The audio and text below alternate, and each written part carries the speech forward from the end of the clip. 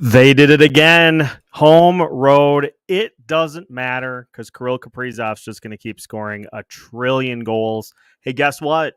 Kirill leads the NHL in points with 21, and the Wild pick up a 5-3 win over the Tampa Bay Lightning here tonight. Let's dive right in. Lots to discuss on tonight's Locked On Wild postcast.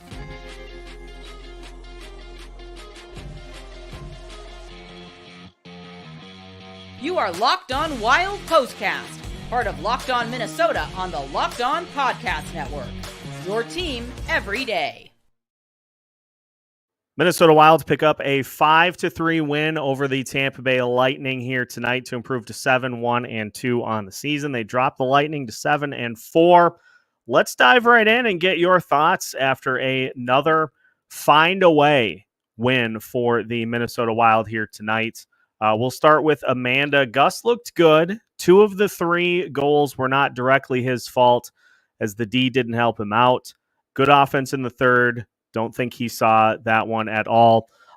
So I thought Filip Gustavsson did some pretty good things throughout the course of this game. He obviously had some great saves early, as it took a little while for the offense to get going for the Minnesota Wild.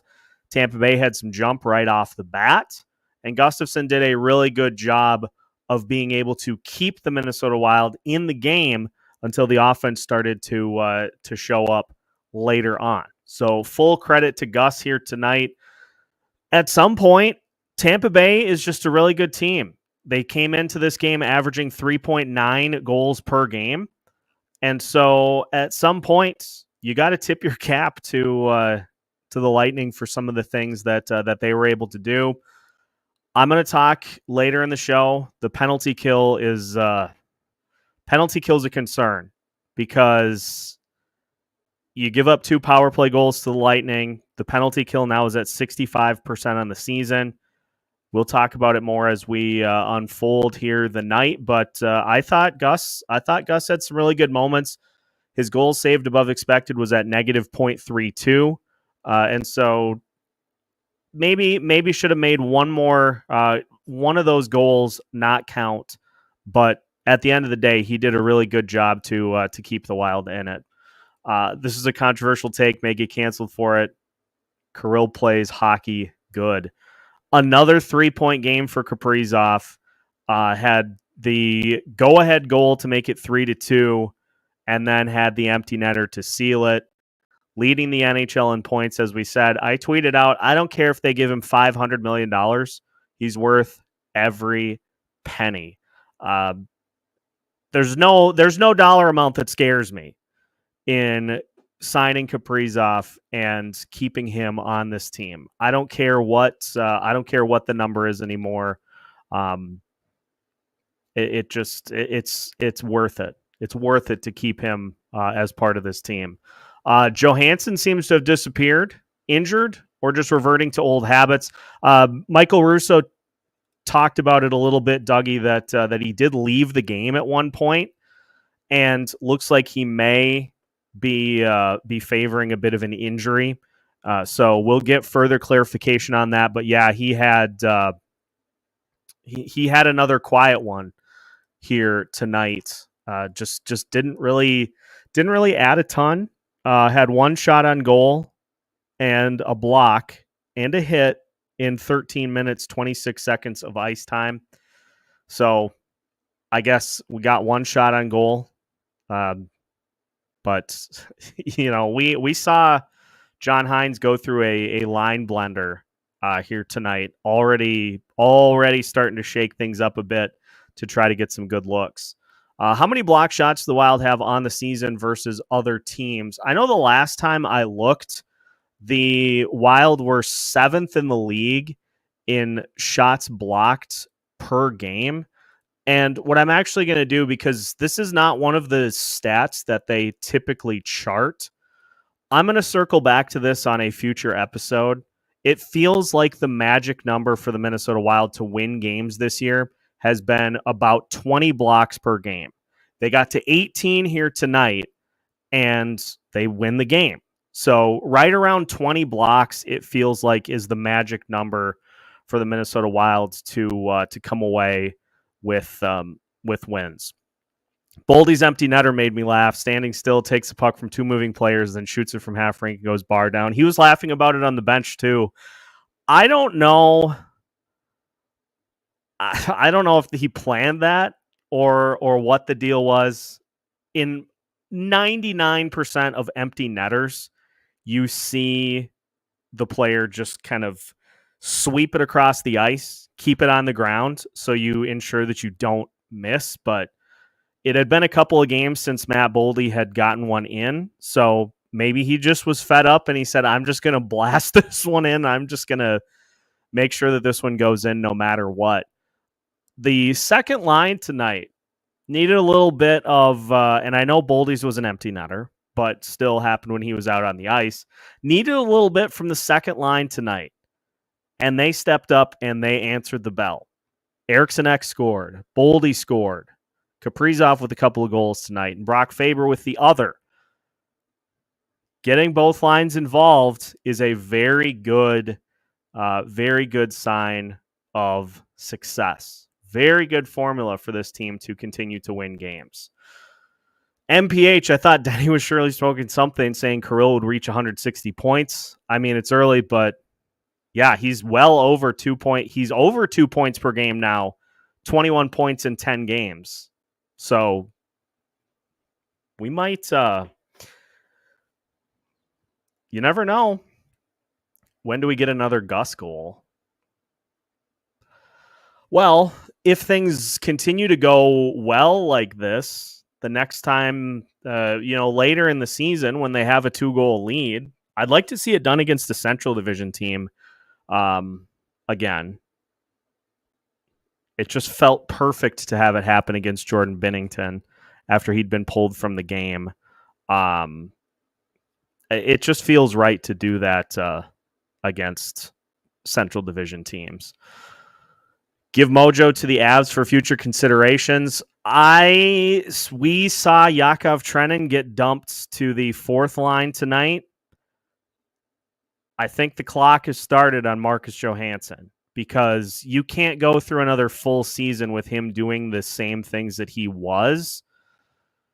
You can't. You can't make it through a full season. So don't be surprised. John Hines, this is one of his specialties, is if he doesn't like what he's seeing from his line combinations, he just puts the paper in the shredder and just kind of goes with his gut to get different combinations.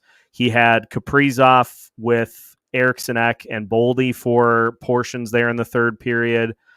He had just a lot of different things. Boldy and Kaprizov getting double shifts at points. Although the time on ice numbers, other than Kaprizov, he was the only one that played 20-plus minutes on offense.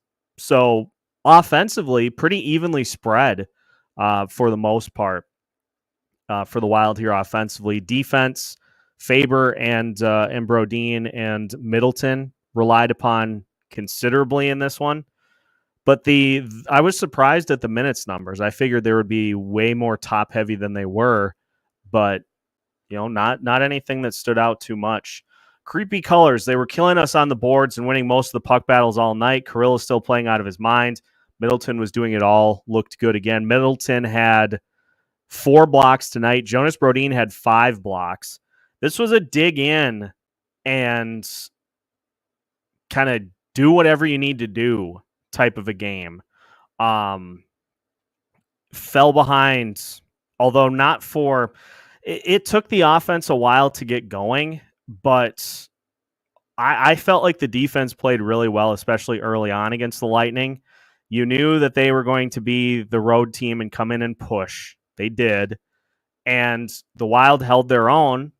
They gave up that goal late in the period, came out firing in the second, scored within the first couple of minutes of the second period to tie it up. And then in the third period, same story. So the key for the Wild tonight was the response.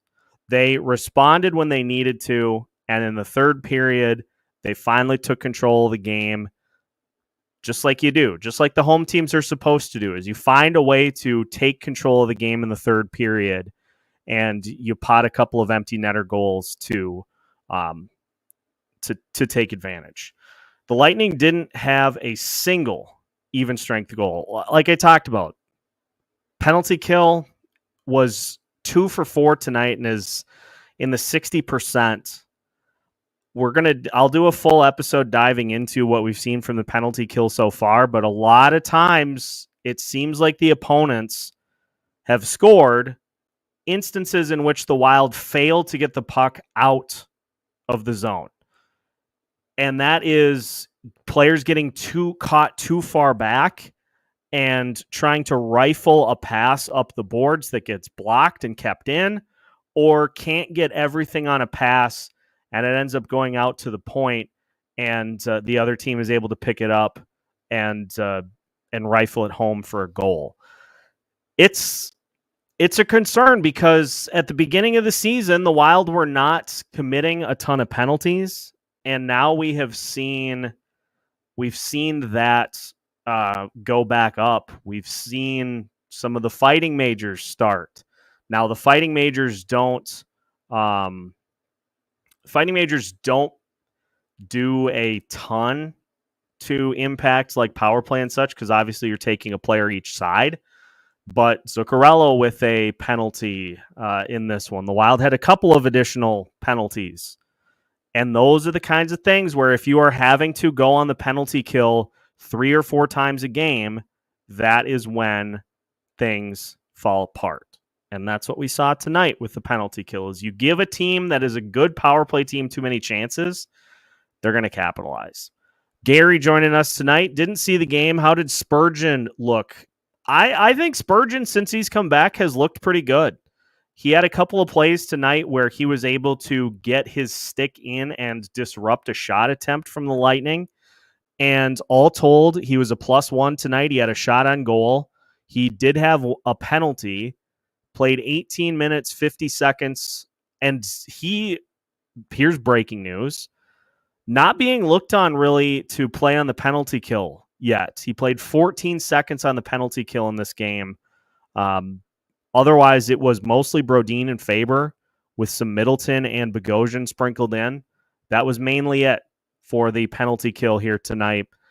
I don't know if that's a planned thing. I don't know if that will be something that's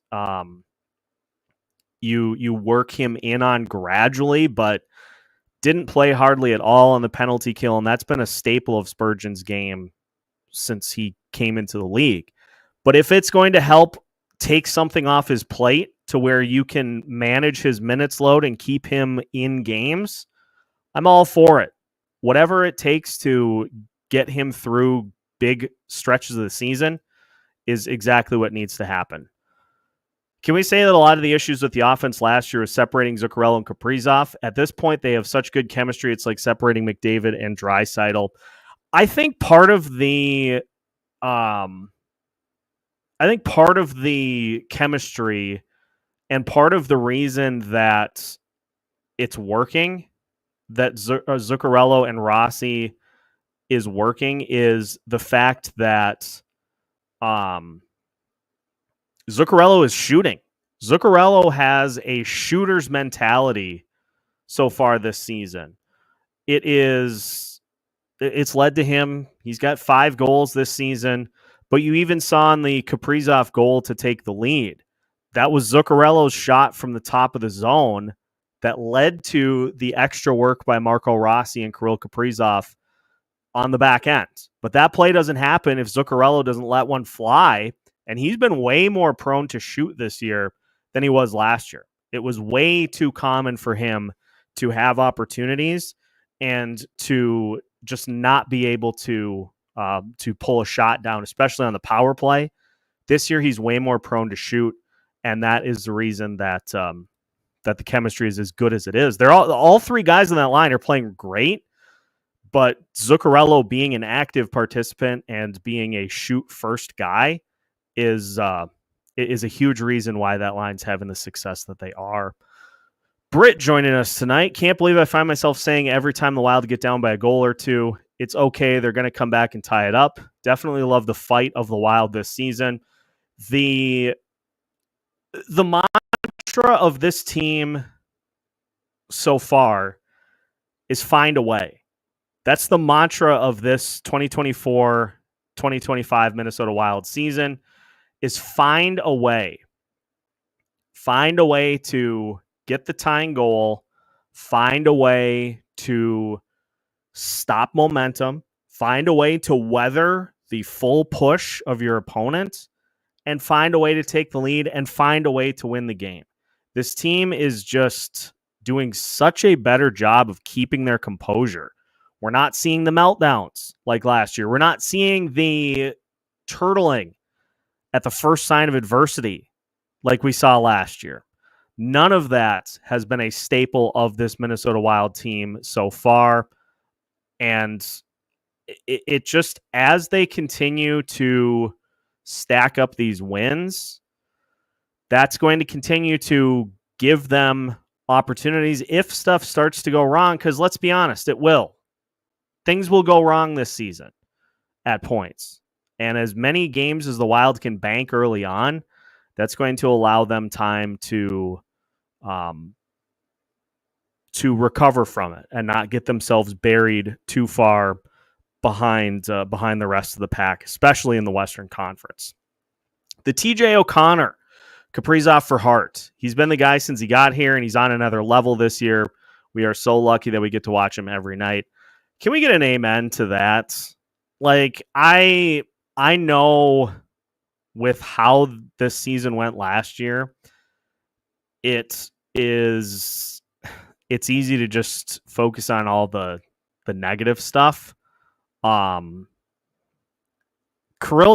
we get a chance to see this almost every night. It's so much fun, and when he's playing at this level, it leads to just unbelievable results. 21 points in 10 games, leading the NHL right now in points. That's not by accident. That's because he's a just tireless worker. And as Trav notes, I just had his comment up. He's a plus 12 on the season. So he's doing it on every end of the ice. And every game I kind of am like, okay, is this going to be the game that we see the point streak end? Is this going to be the game that we see it have to start a new one? Never is. It never is. He might go 30 games with multiple points. We don't know. We could be in the midst of the greatest point streak in the history of Minnesota Wild hockey. Nothing will surprise me at this point. Kaprizov is winning the Hart this year. He's only 8 points away from trying Mojo's He's only 8 points away from tying Mojo's point total from last year, and we haven't even played an eighth of the season.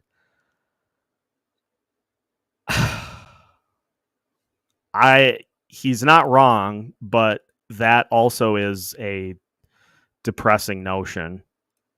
But he's not wrong, because Marcus Johansson had 29 points last year, and Kirill is just about there. Kirill and Zuki connection is crazy. He seems to be where Zuki is at all times. It's ESP. It is ESP between those two, and it leads to just unbelievable levels of results. I remember Zuccarello last year. He was in the slot 15 feet away with nobody around him, and he passed. Yeah, that was... it's so frustrating to watch a guy who should be shooting more not take advantage of those opportunities. It just unbelievably frustrating.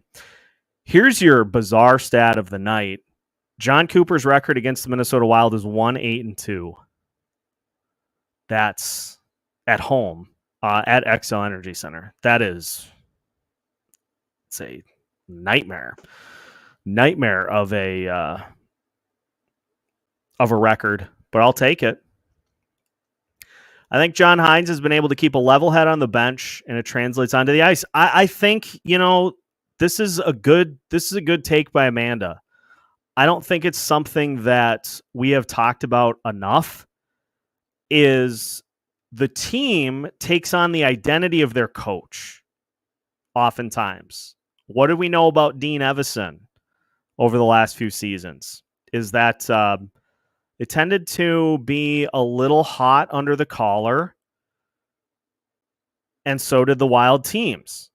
Now, tonight, there was some frustration by the Wild because of penalties that were not called.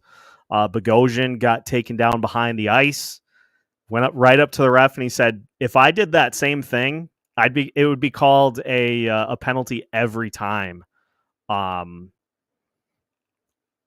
He's not wrong. He's not wrong, but I feel like the even keel thing is something I haven't talked about a ton, but I think it definitely plays. That John Hynes being more even keeled, I think his team has certainly taken that approach so far this season. Yeah, emotional regulation is key for pretty much everything in life. I would tend to agree. The captain of the wonderful comment section here on Locked On Wilds got some meaty stats for Kirill Kaprizov for Sunday's show. I say this a lot, but I mean it. Sunday's show will be can't miss. If you miss it, you are going to miss out on some unbelievable commentary and some unbelievable stats. So don't miss it. Don't miss it. Sunday at noon. If you're not there, you miss out. Dell joining us tonight. How is the extra cap space going to be spent this year? It's a great question because it depends entirely on what happens with Jared Spurgeon. The Wild have at this point, let's just pull up Puckpedia here. They are expected to have about $10 million in deadline cap space, assuming the Wild do not make any roster moves between now and the deadline, which of course they will. But they've got some room to make some potential moves at the deadline, and now have put themselves in a position to where if this start continues, you got a real good case of going out and getting something enticing and getting something exciting and getting something that can really help this team as opposed to some back end depth, because guess what? You got plenty of that. What you don't have is plenty of top six scoring. You could go get a game breaker from somebody at this deadline if this continues. If not, then Bill Guerin's going to broker deals like he's done the last couple of trade deadlines. But let's be honest, Bill Guerin is absolutely hoping that this Minnesota Wild team is in contention at the deadline so that he can go make a splash. Let's speak it into existence. Let's manifest the team being in the hunt at the trade deadline and going out and getting Brock Besser. You've got the prospect pool to do it, because not all of these players that are in the pool right now are going to make the big club. They're just not. And so if they're in it at the deadline, he's going to go get something. I can promise you that. So I would love to see, this is, again, great comment by Dell. Extra cap space going to come in real handy for this Minnesota Wild team, especially at this deadline, if they stay in it, if they continue to build off of what they've done so far. And look, don't let me try to make it sound like everything is rosy for this Wild team right now, because there's plenty that they can improve upon. But the key from taking last year to this year is that the Minnesota Wild are finding ways to win games where they don't have their best stuff. They didn't do that at all last year, at any point. This year they are. That's the mark of a good team. Because just wait till they start to get things really clicking together with all of their lines pushing. I'm just saying. AJ, what were your thoughts on the power play tonight? The power play, this is the give and take every single season, every single game, actually. And this is something that I've tried to explain with the power play and the penalty kill this year, because this is exactly how they are graded. You can do 99% of what you need to do and still not score, and it's still technically a failed power play. I thought one of the power plays in particular was really, really good. The Wild possessed the puck the entirety of the 2 minutes. They got shots at Vasilevsky that were just wide or high. So they got shot attempts on Vasilevsky. They just weren't able to seal the deal because he made some key saves and the Wild missed a couple of times. So all in all, good power play, but the Wild didn't get the goal, so it goes as a failure. And it's the same thing for the penalty kill so far this year.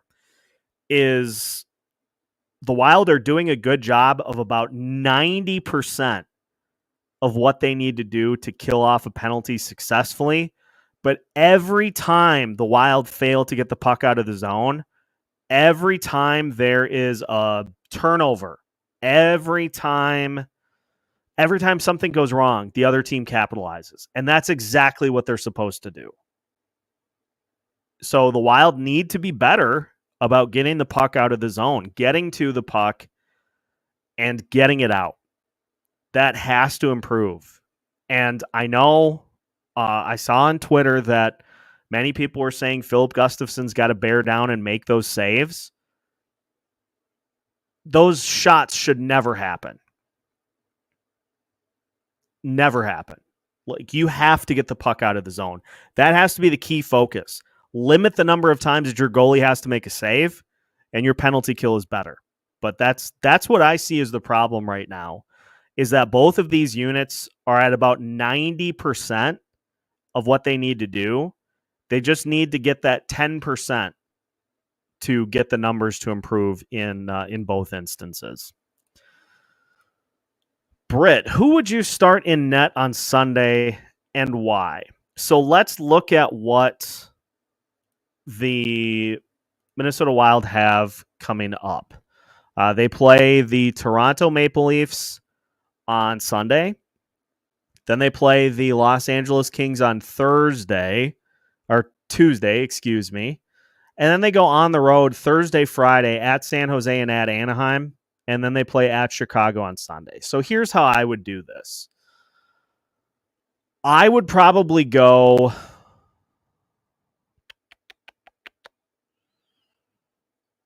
See, I think the team... this is a blender.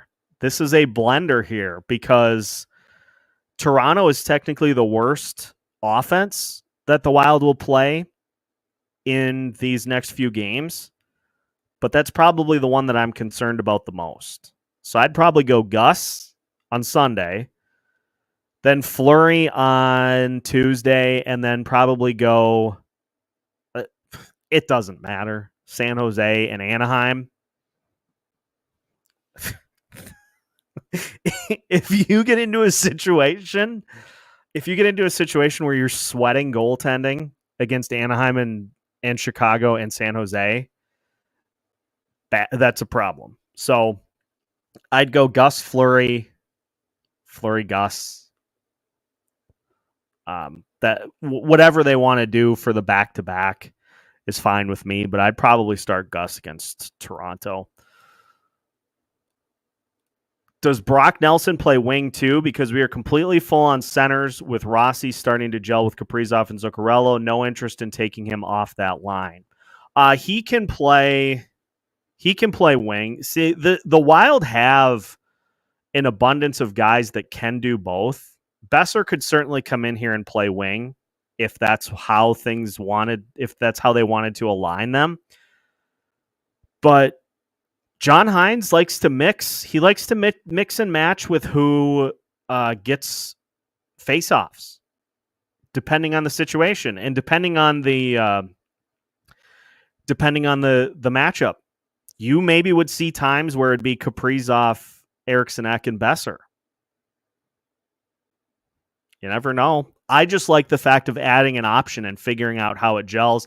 I can understand the argument about not adding something like that to this mix because then you run into potential, issues of it maybe being a gear that doesn't fit into this engine, so to speak. But I'm not really worried about that. If a guy like Brock Besser would even be available, see, that's the thing, is Vancouver's in a playoff spot right now. I don't see them falling out of it at this point. But the teams that are currently out of a playoff spot, super early into this. I don't know if we should even be doing this because of how early it is, but teams that are out of a playoff spot right now include Edmonton, Seattle, Anaheim, Colorado, St. Louis, San Jose, Nashville, Chicago in the West, and Ottawa, New York. You know what? Okay. All right. I have just come up with an idea. Hear me out on this. Let me look. I think I know what to do here. Folks, the New York Islanders are currently out of the playoff picture.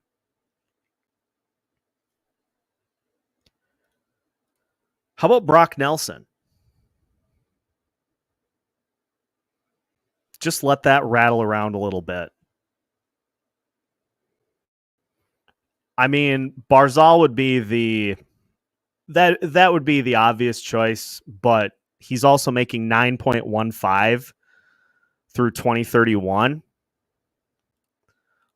Brock Nelson is making $6 million this year, and then his contract is done.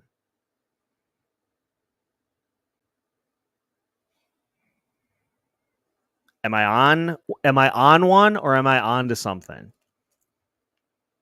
Because the New York Islanders are bad. They're so bad. They're so bad, and they're so slow, and they're so old. Brock Nelson is, yes, he's 33, but how is he doing so far this year? He's got 6 points in 10 games.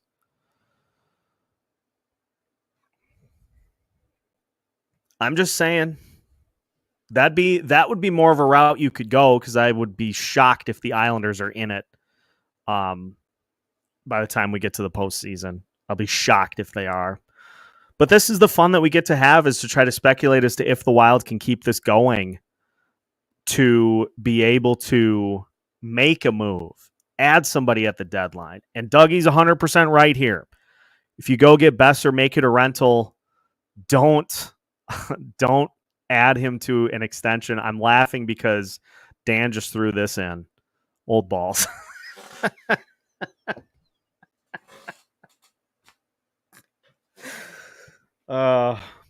Two qualifications to be on the Minnesota Wild roster. You're named Brock, and you're Swedish or Russian.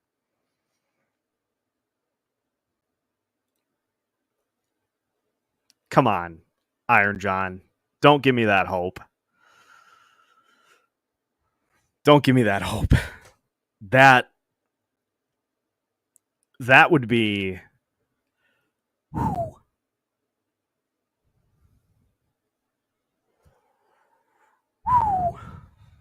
That'd be something. Dell. What about acquiring Mitch Marner? Well, couple of potential snags with that. Number one being that, oh, never mind. He's in the last year of his deal. I thought for some reason he had re-upped.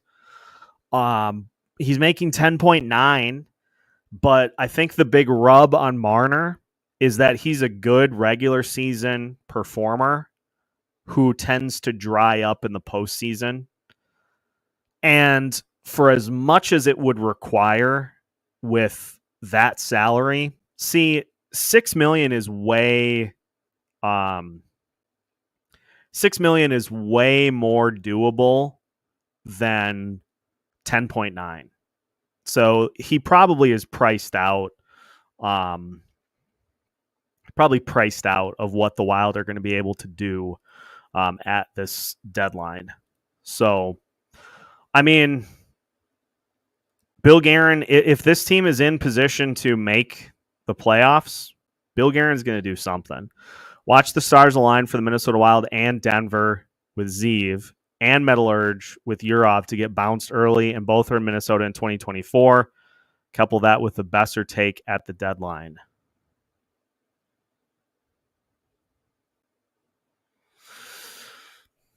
Trav, that would be something special.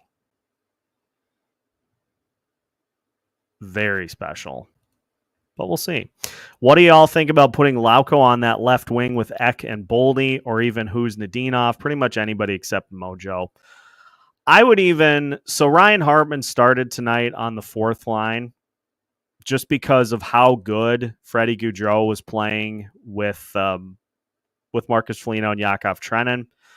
Yakov Trenin then got bounced to the fourth line. And the lines at the end of the game were absolutely a mess. There's a lot going on. And I guess what I would like to see, if you're going to just have Liam Ogren in Iowa, which honestly, if I had my pick between Ogren playing top minutes in Iowa or playing fourth line minutes in Minnesota, go play top line minutes in Iowa.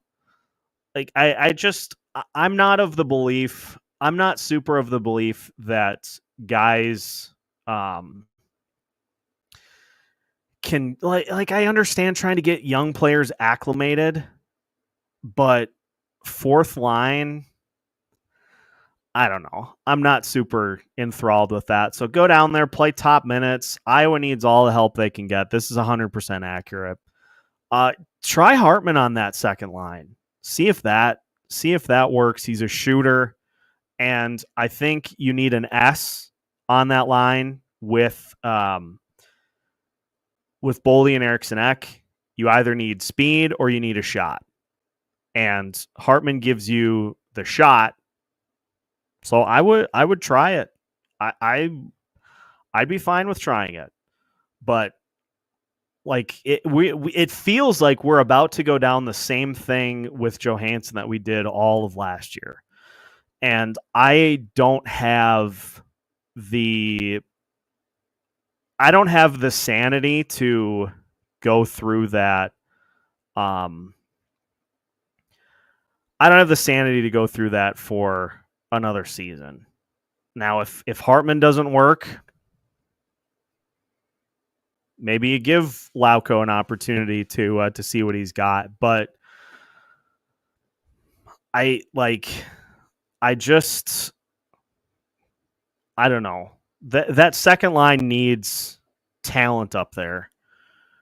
And not saying, like, that's not meant to be a diss to all these guys that are on the team. You need to have, like, scoring talent in that top six.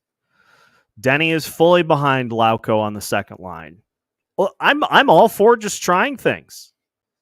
I'm not married to any combination in particular other than Kaprizov, Rossi, Zuccarello, and other than Boldy and Eriksson Ek.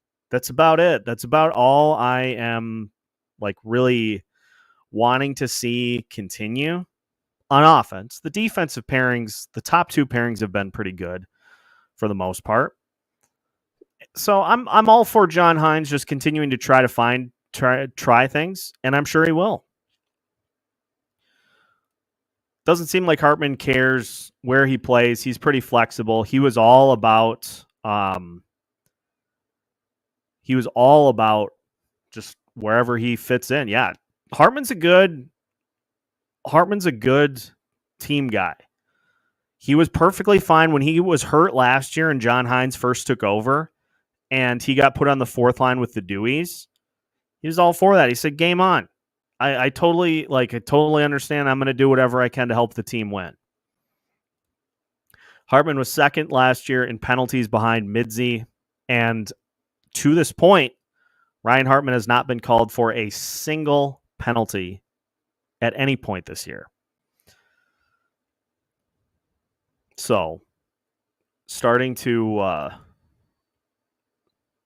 get it put together. Caprice, Beckman, and Walker. Ooh. I'm gonna say yes. I want that to be the starting line against the Toronto Maple Leafs.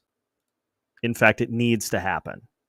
That needs to be your starting line. And the funny thing is that even with that, Kaprizov would probably still score 2 goals. You just might give up 3 on the other end. But I can't doubt anything that Kaprizov does at this point, because he just continues to defy logic. Has the scrolling bar at the bottom always been there? It is not. This is Denny's idea, and it's great. And we are going to roll with it. We're going to have stats, results, standings. We're going to have that for every show for the rest of time. Yes, Bob is right. Keep the Hobbits together. People are actually calling it the Hobbit line, and I was like, I don't know about that. But they're all 6 foot. So I think it fits. Unless they improve that wing spot on the second line, you'll see Boldy and Ek struggle on their scoring, much like Zuccarello and Rossi did last season. Dougie, I can't prove you wrong because you are correct. You're absolutely correct. That will haunt this team as they start to play more quality Central Division opponents. You got to have 2 lines that can keep the fight going. So you got to keep it rolling with two lines that can get it done. All right, I want to get visual for a second because I wanted to get to the heat map for tonight's game, assuming that my laptop doesn't pass away. So let's see if this yep, that's the final. Let's look at tonight's heat map for this one. Nope, that's not what I want. This is what I want.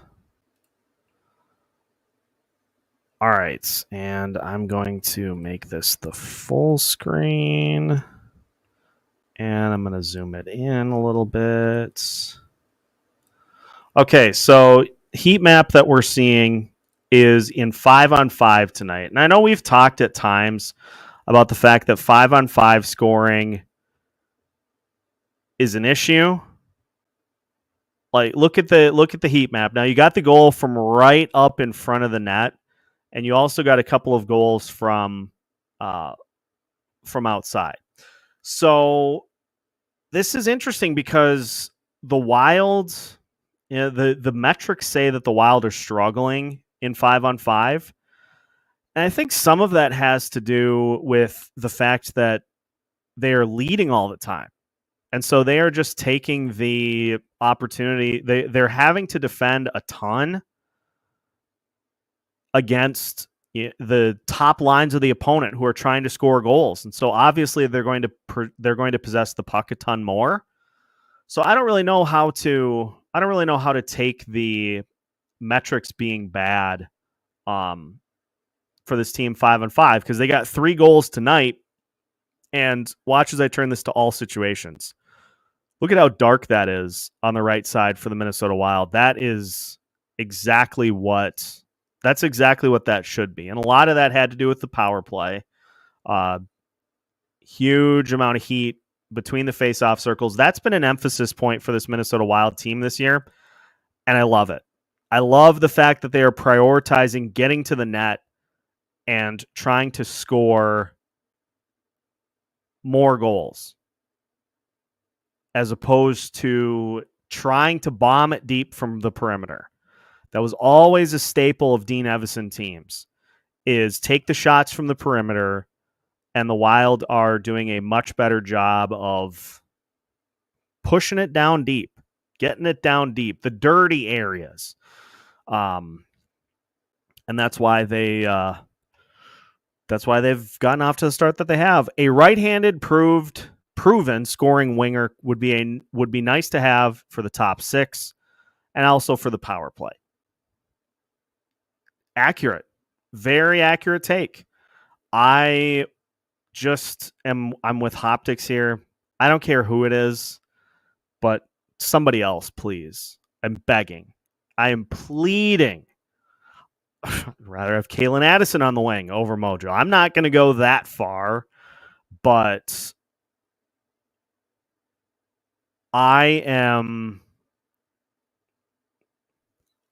somebody else. It's time. Because Marcus Johansson was a trick for the Halloween episode, for those of you that saw it. He was a trick. I think we've been tricked. I think we have been duped. I think we've been led astray. How are the Wild's face-off statistics tonight? The Wilds were, I think the final numbers were 29 for Tampa Bay and 25 for the Wild. So pretty even.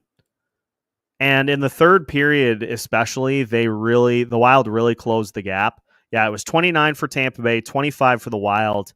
And I think the Wild out-face-offed the Lightning in the third period, because at one point they had 10 fewer face-off wins than the Lightning did. So they gained it back. That's some of what you see with John Hines in terms of his matchups. Joel Eriksson Ek was 10 out of 21. Freddie Gaudreau was 4 out of 7. Marat Huznadinov was 4 out of 11, excuse me. Marat Huznadinov was 2 out of 7. Marco Rossi was 9 out of 13 tonight. 69%. Delightful. And Matt Zuccarello was 0 for 1. Marcus Foligno was also 0 for 1. You know, that's part of the equation too, is sometimes you may have a good matchup in the face-off circle that you could win, and all of a sudden the player on the other end goes early and then gets bumped out of the dot. There are a lot of variables that impact face-off wins, but I feel like the Wild have done a much better job with face-offs as a whole so far this season. So yeah, the whole chat just got nice. Yep. See, we all know what's going on. I'm going to get to this from Hoptics before I get to Dougie's follow. Actually, no, I'll go to Dougie first.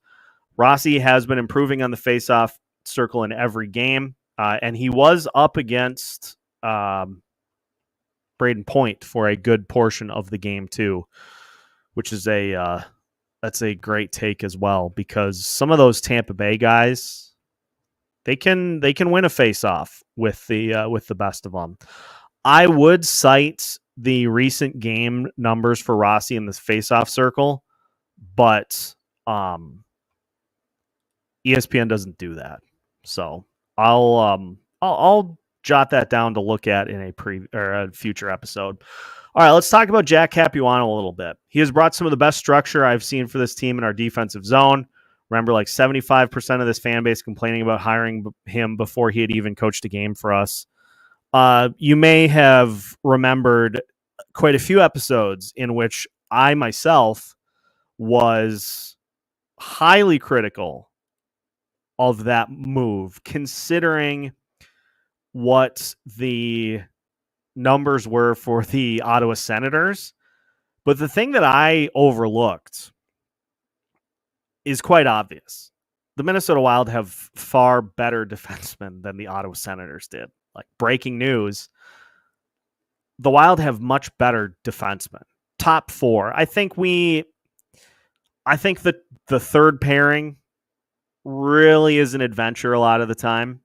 But that top four, Brodin, Spurgeon, Middleton, and Faber, that could go up against anybody in the NHL.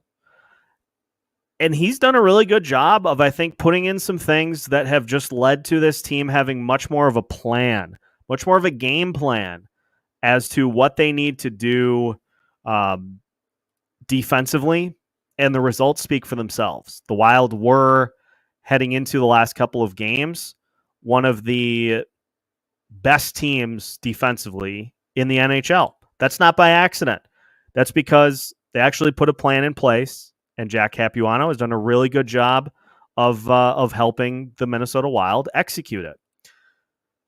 I like this from Cinerary, too. I already know I trust Hines in playoff situations over Dean Evason. His adjustments blow him out of the water. Very accurate.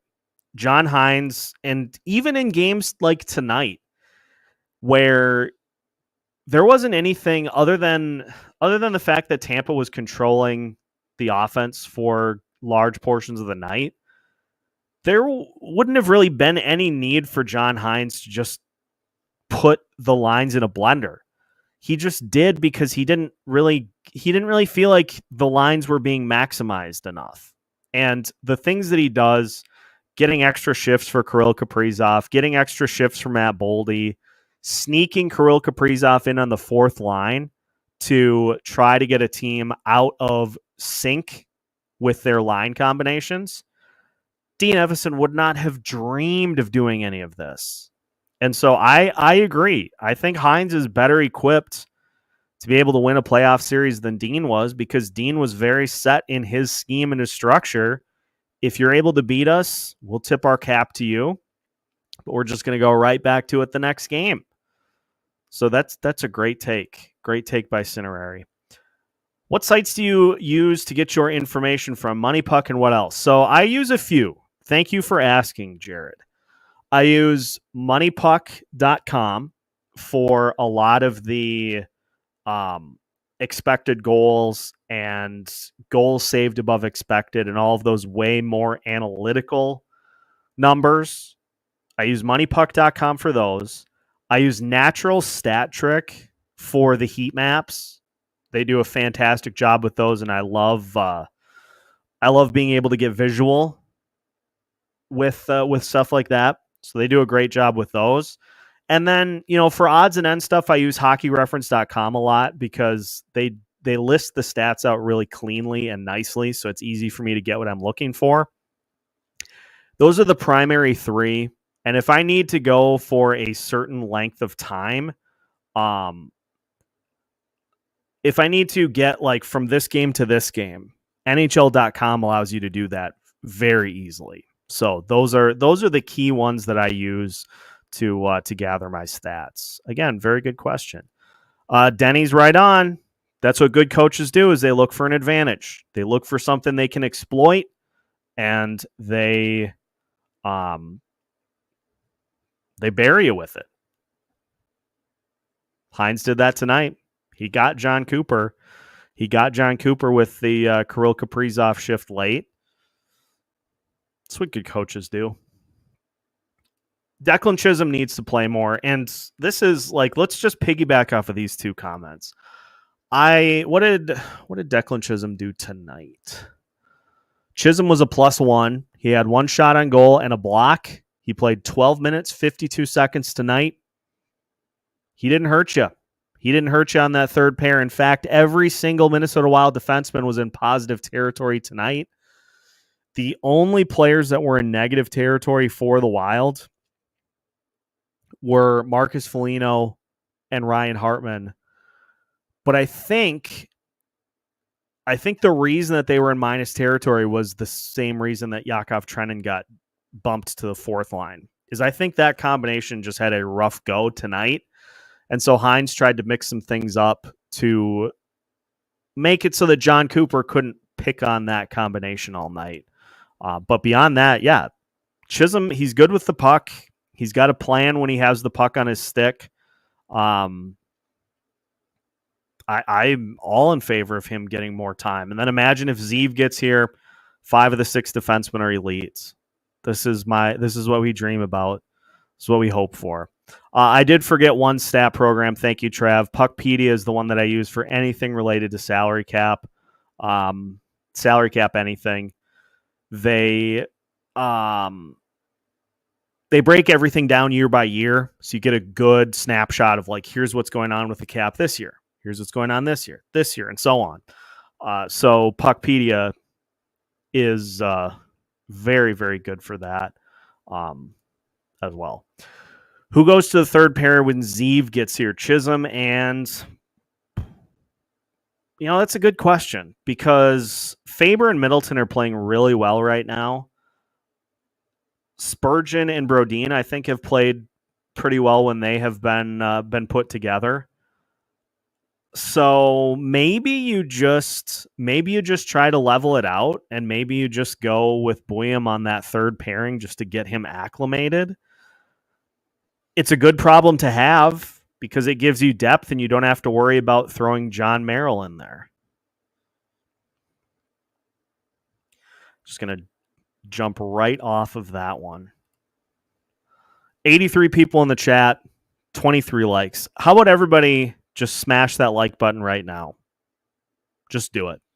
We're not. We still got a couple of minutes left, but everybody just smash that like button so that we don't have to harp on that lack of likes. A lack of likes means that you prefer the Tampa Bay Lightning to the Minnesota Wild. A lack of likes means that you want to see John Merrill get back into the lineup. These are the things that not liking this postcast means. So everybody go smash that like button, or that will happen. Hines is big on the X's and O's of coaching and strategy. Dean's just go out there and play hard and gritty, not variety or experiments. Not wrong. I think that Hines does a good job of just kind of going with his gut too. I think he really gets a feel for how the game is going and knows what he needs to do to kind of pull things in his favor. That's 3 games in a row where we've come back from behind to tie it up. Notoriously what good teams are able to do. It's very refreshing to see our team not just roll over when we're down by 2. Big key to the season so far is being able to win games when you don't have your best stuff. Being able to come back from deficits. The Wild did it again tonight. Second period. They get the equalizer goal and they keep Tampa off the board. You know how many goals Tampa Bay has scored in the second period this season? They're averaging almost 2. I think they're averaging somewhere around 2 per game. And the Wild held them off the board in the second. That's what good teams do. They weather an early punch. They storm back in the second. And they take control of the game in the third. That's the benchmark of a good team. And guess what? The Minnesota Wild have turned that into a little bit of a hallmark so far this season. And yeah, they don't roll over, and they did a ton of that last year. Just take the game into your control and make something happen. Deer openers in Minnesota next week. Anybody as pumped as I am? I will be at some point. I've said this for the last 4 years. I will be getting into deer hunting. I've always wanted to do it. I never have. One of these days when I get more time, I'm going to make it happen.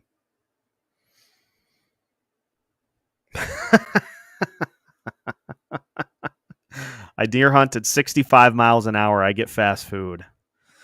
Yeah, that's what I try to avoid, especially on the commute home from the X. sometimes, especially during deer season, that's part of the reason, not the whole reason, that I'm doing these next couple of games from home. There are, again, some other things. There are some other things that I'm working on. It's good stuff. Don't worry. It's exciting. I'm not going to reveal it now because there are a bunch of different things behind the scenes. But that's also part of the reason that I'm doing these games remotely.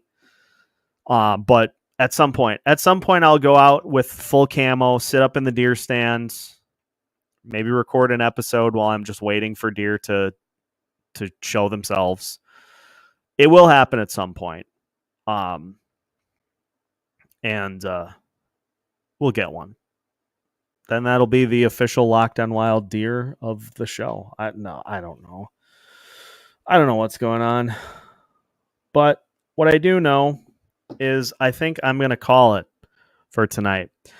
The Minnesota Wild pick up a 5-3 win over the Tampa Bay Lightning. They're now 7-1-2 on the season. They're 2-0-1 at home, and they have 16 points on the season, which I think puts them in second place in the Central Division. Yes, it does. Second place outright. They are ahead of the Dallas Stars because guess what? The Dallas Stars lose in regulation. Minnesota Wild lose in overtime. That's the hallmark of a good team. I'm not even saying that facetiously. Like, if you're going to lose games, lose them in OT. Take the point. Just don't go to a shootout. I beg you. I can't do shootouts anymore. Like, let's just lose games in overtime. Take the point. What?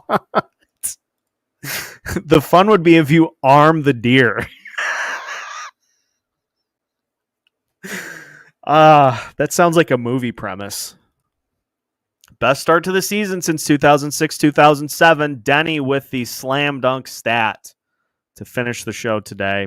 Minnesota Wild come away with a 5-3 win.